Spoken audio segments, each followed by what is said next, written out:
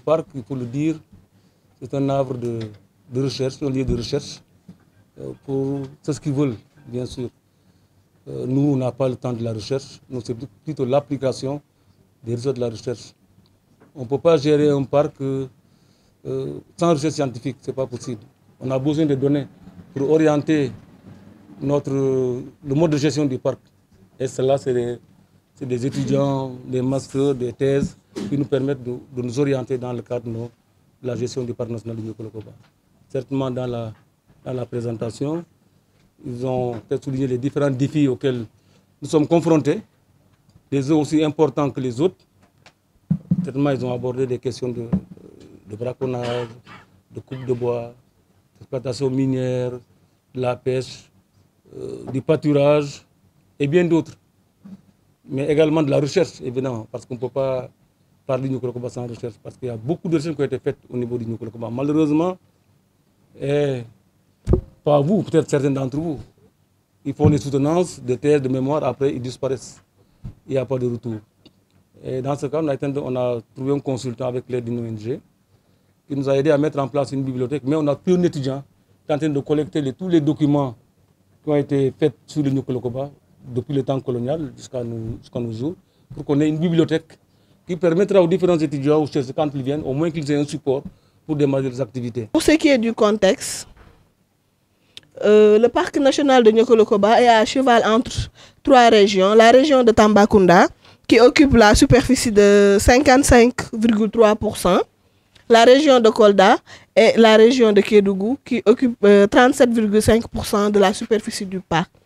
Le parc a une superficie de 913 000 hectares, avec un climat tropical et un relief constitué de plateaux, de vallées et de collines. Avec la plus élevée montagne que l'on nomme Mont Asrik, avec 311 mètres. Pour ce qui est des mutations du statut juridique du parc, le parc en 1926, il était réserve de chasse.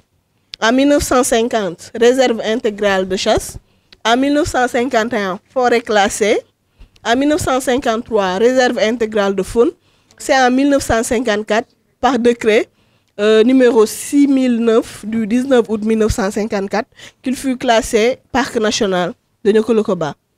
En 1981, il fut classé patrimoine mondial de l'UNESCO, ce qui veut dire que le parc n'appartient plus non seulement au Sénégal, mais au monde entier, mais la même année aussi réserve de biosphère. Donc quand on parle de réserve de biosphère, on parle aussi non seulement de la conservation, mais aussi du développement des communautés. Pour ce qui est de l'organigramme, il faut savoir que le parc, donc ici c'est la base arrière, toutes les activités de gestion et tout ce qui est du côté administratif se gère ici.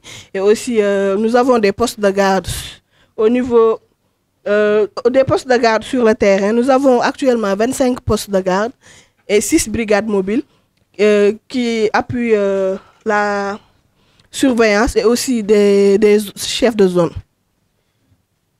Pour ce qui est de l'importance écologique et biologique, il faut savoir que le parc, par rapport aux habitats, il est constitué de savanes herbeuses, les savanes arbustives, les savanes arborées et les forêts claires.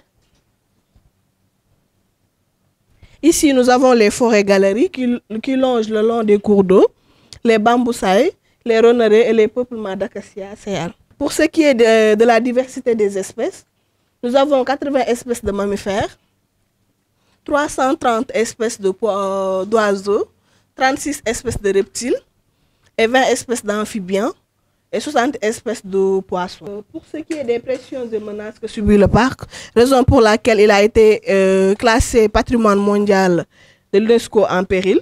En premier lieu, nous avons d'abord le braconnage, qui constitue la plus grande pression exercée sur les ressources fauniques.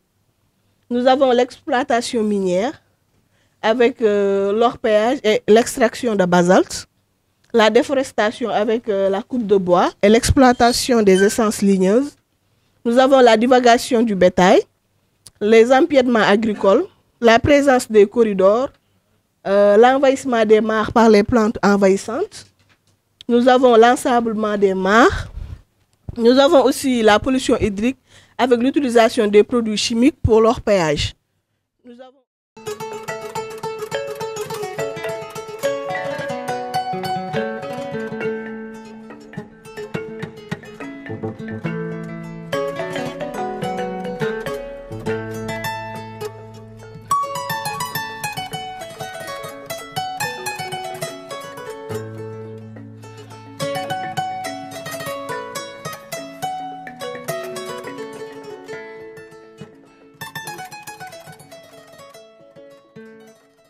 je parlais du chimpanzé. Il y a des clients qui rêvent de voir le chimpanzé dans ce milieu naturel. Nous avons un protocole qu'on donne au client. Il lit, s'il est d'accord, il signe. À 5h30, on met un éco-guide à sa disposition pour aller faire cette visite. Il paye 30 000 francs. Maintenant, parmi les sites que nous avons, la cascade, c'est la plus connue. La hauteur que vous voyez là, elle mesure 100 mètres. Mais elle prend sa source sur le plateau. En coulant sur une petite distance de 15 mètres avant d'arriver là, donc de la source proprement dite, là où l'eau sort des pierres, à la piscine naturelle, ça fait 115 mètres. Elle a été découverte en 1921 par le fondateur du village. Nous avons également là les grottes. C'est des grands trous dans lesquels nos arrière-grands-parents se cachaient, ils fabriquaient des poudres à canaux, s'opposaient aux envahisseurs. Lorsque les Arabes sont venus surtout pour répandre l'islam dans cette zone, qui était composée de Bassari, Peul, Bédik, les autres ethnies n'ont pas accepté de se convertir à l'islam. Les Bédiks sont allés sur les collines de Bandafassi, Étuar, Iwol, etc. Les Bassaris sont allés à Salemata, Etiolo et dans d'autres villages. Les Peuls sont restés et ont embrassé l'islam. Là, c'est une autre cascade à Afia, le village qui se trouve sur le plateau ici.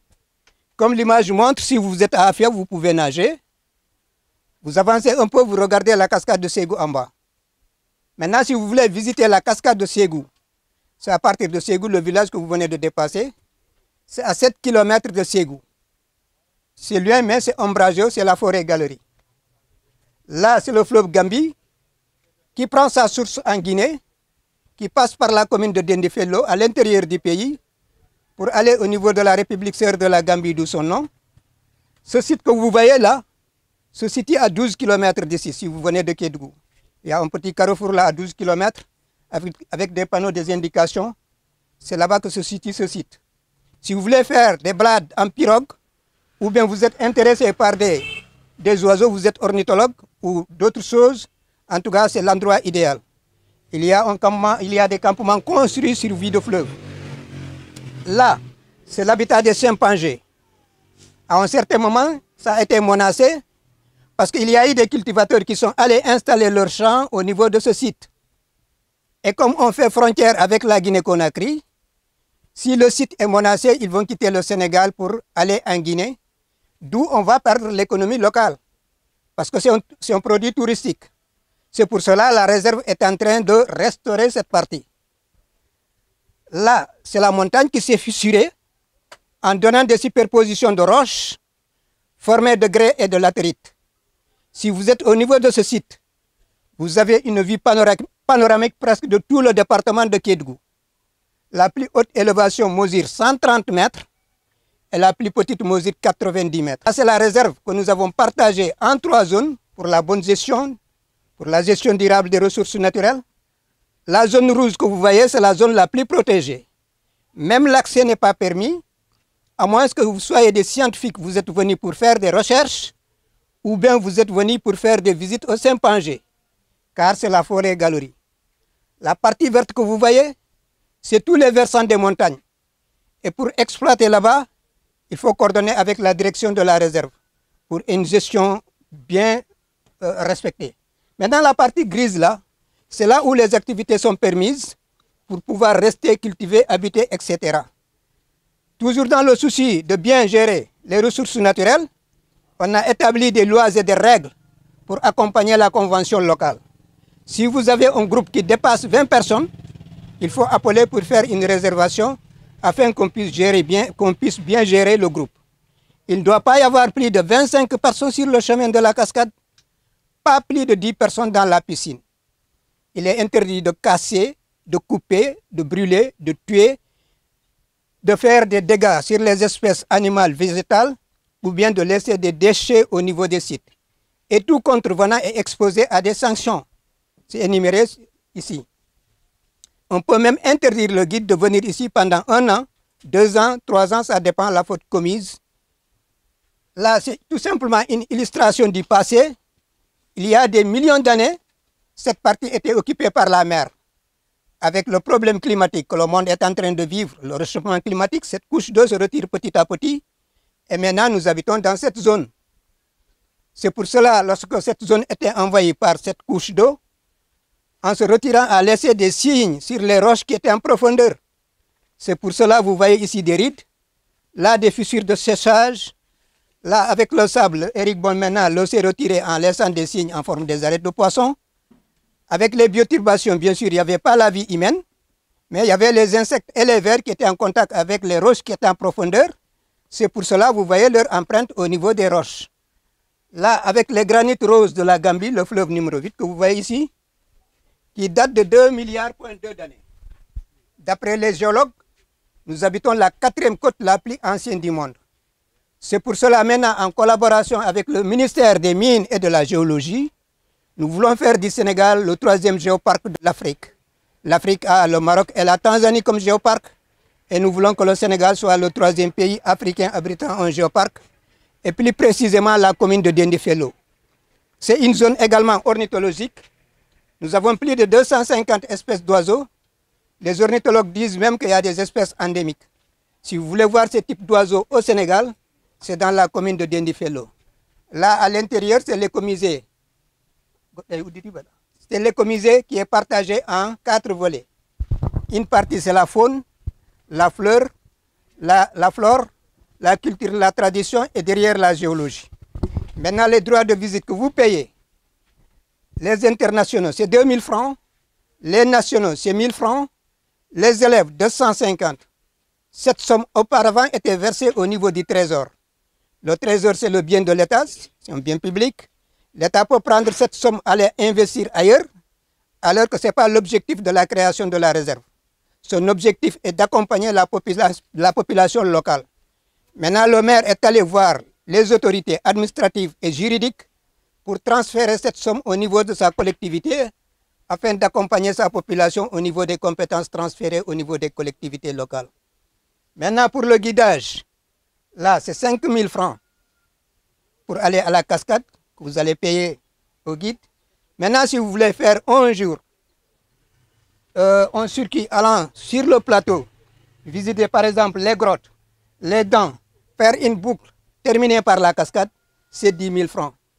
Donc voilà en résumé la présentation de la réserve. Et comme vous êtes du secteur touristique, peut-être vous maîtrisez mieux que moi-même. Donc en ce qui concerne le guidage, à chaque fois qu'on a un groupe qui dépasse 10 personnes, normalement il faut avoir 2 guides pour la sécurité. Voilà.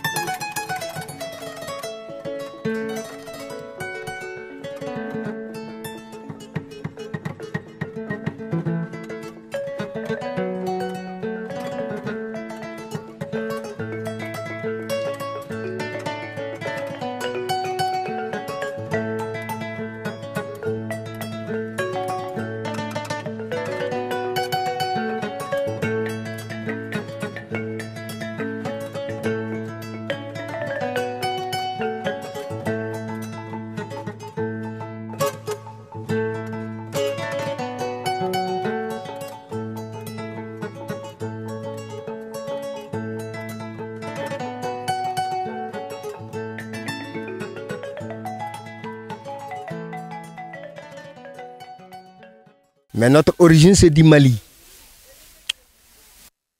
Nous avons quitté le Mali parce qu'il y avait une guerre entre Samori Touré et Soundiata Keïta au XIIe siècle. Nous, les petits du Mali, les montagnes. Voilà. Là, le roi de la Guinée, Alpha Yaya, il a quitté la Guinée avec ses soldats. Les vieux et les vieilles mamans, il les a égorgés. Mais les rescapés, quand même, eux, ils ont parti se cacher dans des cavernes. Là, ils ne sortaient que la nuit pour aller puiser l'eau. Et même pour piler les céréales, ils écrasaient le mil contre des cailloux pour éviter le bruit des pilons. Voilà comme la guerre est devenue plus grave, leur caverne. Et ils ont choisi quelques jeunes. Ils les ont envoyés d'aller dire au diable de la nature pour qu'il les aide une protection. Voilà, les jeunes sont partis, sont présentés devant, ils ont expliqué, le diable a accepté. Rapidement, il est parti au centre du village, il a invité des abeilles. Et ces abeilles-là combattaient en faveur des Bédiques. Si un abeille piquait un soldat, le soldat mourait sur place. Et c'est là que les Bédiques ont eu la paix. Juste à la sortie du village, on a un très gros baobab qui fait 23 mètres 30 de circonférence. Mais avant que ce baobab poussait, il y avait une tombe d'une famille Camara qui était décédée. Ils l'ont enterré, mais 5 ans après, le baobab a poussé sur la tombe. Là, c'était au XIIIe siècle. Et en face de ma maison, encore, il y avait un arbre sacré. Pourquoi c'était sacré? Parce que les femmes du village et les enfants âgés de 5-6 ans, c'est là qu'ils venaient jouer sous l'ombre et les femmes pilaient les céréales. Les enfants retournaient à leur maison, les yeux enflés, le ventre ballonné. Or, le diable ne voulait pas voir un enfant sous l'ombre. C'est une grande cérémonie qu'on a fait tout autour des troncs et là qu'on a senti le diable il s'est écarté. Et voilà, dans le village, on est 4 familles. Il y a Keita, Kamara, Samoura et Sadiakou. La population est de 618 habitants. Les Keita sont les chefs du village. Les Kamara et les Samoura, eux qui organisent les fêtes. Et les Sadiakou, ils ont chargé du maintien des coutumes. Tout ce qui est coutume sont les Sadiakou. Tous ceux qui vont dater les fêtes, c'est les Kamara et les Samoura. Mais nous, les Keita, toujours, c'est nous qui sommes chefs. Ouais. Dans tous les villages bouddhiques, là où vous partez, les 6 villages, il n'y a que les Keita seulement qui sont chefs du village.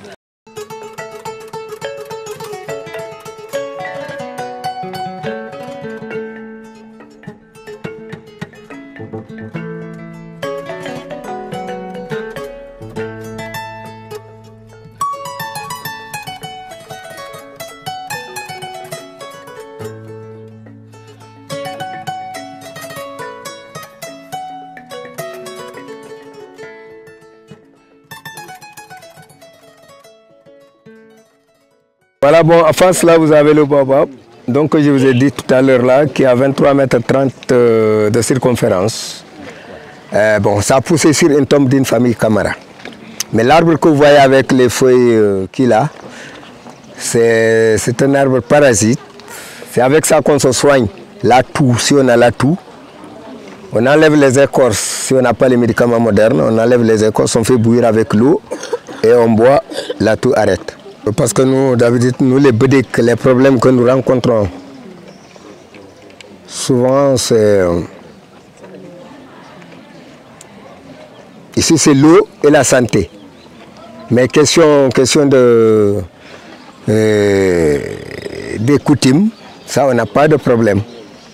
Mais il y a d'un côté que j'ai remarqué, parce que nous, le garçon avant qu'il devienne adulte, il doit passer par la circoncision animis. Et il termine par l'initiation. L'initiation, là, il doit faire 5 mois de formation. Bon, c'est là qui amène le problème. Parce que là, j'ai pensé, notre coutume, ça va se perdre. Pourquoi? Parce que nous, là où on est, nous, on a bien gardé la tradition. Nos enfants qui sont tous à l'école, ils ne connaissent pas la coutume. Et ils n'ont pas besoin de revenir faire la coutume comme nous on a fait. Une fois que nous on voyage, ça va perdre. Vous avez un fils qui était il y a quelques années à l'université Gaston Berger. Oui, c'est mon fils.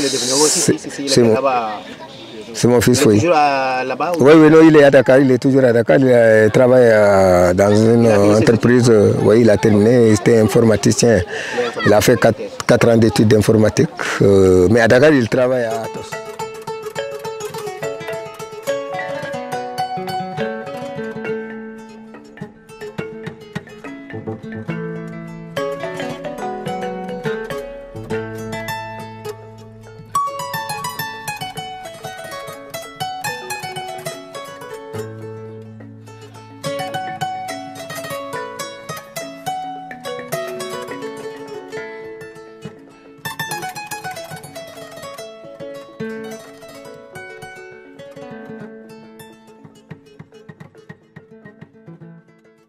Alors, lorsque le grand Tcherno Alfaya Diallo a découvert les Bazaris au Mali, il a voulu les convertir en religion musulmane. Donc le Bazari a pris la fuite en direction vers l'ouest, en passant par le sud Conakry. Oui. Alors les Peuls les ont suivis jusqu'au niveau d'un village qui s'appelle Côté, juste à 4-5 km d'ici. Ils avaient monté un très grand mur en bloc de cailloux. Et c'était le campement des Peuls. Juste à côté du grand mur, il y a un petit mur rectangulaire. Et c'est là où se trouvait le patron Tcherno Alfaya Diallo et ses soldats. Vous voyez. Et après, lorsque la guerre a pris fin, et beaucoup de Bazaris voulaient repartir vers leur pays natal. Cela veut dire, c'est-à-dire qu'en Guinée. Alors, comme dans la zone là ici, il n'y a que des montagnes, ce que nous appelons montagnes. Par rapport en France, c'est des collines. C'est celle qui se voit là-bas et celle qui est derrière moi. Celle qui se voit là-bas, à la pointe de cette montagne, il y a une grotte. Cette grotte s'appelle Anuklikar. Dans le nom d'Anuklikar, ça vient à Lug qui veut dire habiter. Et lorsqu'ils se sont multipliés, parce que tout peut dire qu'ils veulent repartir vers leur pays natal, dès qu'ils voient la montagne, ils montent là-haut. C'est pourquoi le président préfère toujours aujourd'hui, jusqu'aujourd'hui, habiter en hauteur, pour mieux voir l'ennemi en bas. Parce que ce n'est que maintenant où il y a la main dans la main avec les pôles Fouta. Pas les pôles du nord, hein, les pôles du Fouta, du frère Jalon. Alors, tout le peuple Bazari entier, nous avons que 7 noms, 7 prénoms. Et là, au niveau des prénoms, garçon c'est à part. Prénom des filles c'est à part. Bon, là je ne peux pas vous demander, tu es le premier ou la première fille, parce que vous êtes... enfin, le premier, c'est Tchara, Tama, Kali, Ndega, Yara, Pata, Mami. Fini. C'est les garçons. Dès que l'enfant sort de sa mère, on voit le sexe et on sait de quel rang est-il. Si c'est le 4e garçon de la maman, donc c'est un dégât. Ce n'est pas un dégât, c'est un dégât. Ok. Alors, et nous, on ne prend jamais le nom du père. On prend toujours le nom de maman. Je ne sais pas la raison. Peut-être c'est parce que le père n'est pas très catholique, mais la maman est sûre. Ok. Jusqu'aujourd'hui, hein, on prend toujours le nom de la maman. Très bien. Alors, si on couple à un enfant, cet enfant est éduqué à la maison par les parents de 0 à 10 ans. Dès que l'enfant a atteint ses 11 ans, tous les soirs, après avoir mangé à la maison, il doit aller dormir à la part du village, là où vous avez été tout à l'heure. Je pense qu'ils vous ont montré les 3 cases. Ouais. Ok. Donc chaque case a un chef de groupe. Et chaque case a un lieu de correction. Parce que de 11 ans jusqu'à 27 ans, la première case c'est 11-15. La deuxième case en bas, c'est 15-21. La troisième case au fond là-bas, c'est 21-27. Donc de 11 jusqu'à 27 ans, tu es demandé à aller dormir tous les soirs à la part du village. Même si tu es marié, tu dois diviser quelques jours à la maison avec ta belle-femme, quelques jours là-haut. Si tu mènes plusieurs semaines sans monter dormir avec tes égaux là-haut, ben le jour que tu te présentes, tu es très vite conduit au lieu de correction. Et c'est là que le chef du groupe va dire, mais toi là, c'est parce que tu as une belle femme là que tu ne veux pas dormir ici avec nous. Pourquoi? Tu n'oses pas dire que j'avais oublié. Ni tu n'oses pas dire que j'étais malade. Allez, lève-toi. On te debout là-bas. Toi, va chercher 1 ou 2, 3, 4 bâtons. Toi, va le frapper 4-5 coups. Et quand tu es désigné de frapper, il va vraiment frapper. Parce que si tu veux semblant de frapper parce que tu es un copain, le chef du groupe va dire, hey, mets-toi à sa place, nous allons te former. En ce moment, c'est toi qui prends. Parce que le souhait de tout le monde, c'est de voir le sang couler sur le dos du garçon dès le premier coup. S'il s'agit de 5 coups, tu es obligé de patienter, de supporter les 5 coups. Parce que après, tu ne vas pas répéter. Si tu répètes, eux ils répètent. Eux ne seront jamais fatigués. Toi, tu seras fatigué. Ok. Mais quand certains boys là, ici, ont 15 ans, ils passent à l'initiation.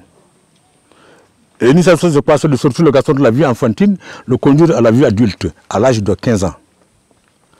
Et ce village initie les garçons le même jour avec Ebarak, Enisara, puis Etcholo, 3 villages, au mois de mai. En avril, tous les anciens de Barak, ils font une réunion chez eux pour savoir si est-ce qu'on doit initier nos garçons ou non. Pourquoi? Parce que c'est en fonction de la bonne récolte. Si c'est une année de mauvaise récolte, ils annulent. Et s'ils disent que pourquoi pas, on a bien récolté, on doit initier nos garçons. Ok, donc ils prennent un garçon chez eux qui vient dire au chef du village de Tcholo. Et le chef du village convoque tous les anciens en réunion à la place du village. Et c'est là qu'il lance son information, comme il lance sa demande. Il informe à tous les vieux qui sont présents ce jour que lui, il a reçu une nouvelle de Barak qui dit que cette année, on doit initier nos garçons. Et comme demande, quels sont les vieux qui sont prêts? Chacun va dire, ok, moi je suis prêt, moi je suis prêt. Alors il lui dit, bon, nettoyez toute la place du village. Remontez tous les murs qui sont tombés, posez les toits dessus et cherchez les coques. Chaque vieux qui doit initier un garçon doit faire 2 cases à la place du village. Vous avez vu là-bas. Et pourquoi 2 cases? Une, c'est pour garder les cadeaux que les femmes amènent. Parce que les invités femmes, elles vont avec des cadeaux en céréales pour aider la mère du garçon à la nourriture des invités. Dans la deuxième case, c'est là que le papa du garçon garde son 4x5 pour les invités. Je pense que vous connaissez le 4x5. Égale combien? Très bien. C'est là où le papa du garçon garde le vin pour les invités. Ok. Le samedi, c'est l'arrivée des invités. Et les jeunes commencent à danser le samedi. Dès 1h, ils dansent jusqu'à minuit, 1h du matin, ça dépend d'eux. Puis ils vont dormir en plein plus à l'endroit conique.